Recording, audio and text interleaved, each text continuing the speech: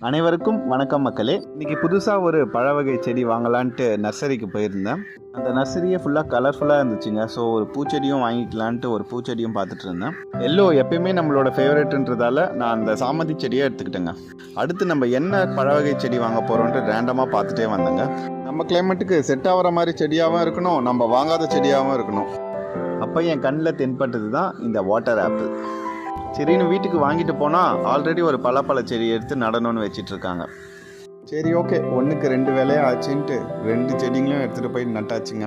Sunlight படுற மாதிரி ஒரு பிளேஸில் எடுத்துகிட்டு போய் வச்சுட்டு உரத்தையும் தண்ணியும் போட்டு இந்த ஒர்க்கை கம்ப்ளீட் பண்ணியாச்சுங்க. நர்சரியில் வாங்கின அந்த சாமந்தி செடியை நம்ம சப்ஸ்கிரைபர் ஒருத்தவங்களுக்கு ஃப்ரீயாக கிஃப்ட் பண்ணிட்டோங்க. இந்த பகிர்வு உங்களுக்கு பிடிச்சிருந்துச்சின்னா ஒரு லைக் மட்டும் பண்ணுங்கள். பச்சை தமிழ் ஃபார்மை சப்போர்ட் பண்ணுங்கள். Thank you so much.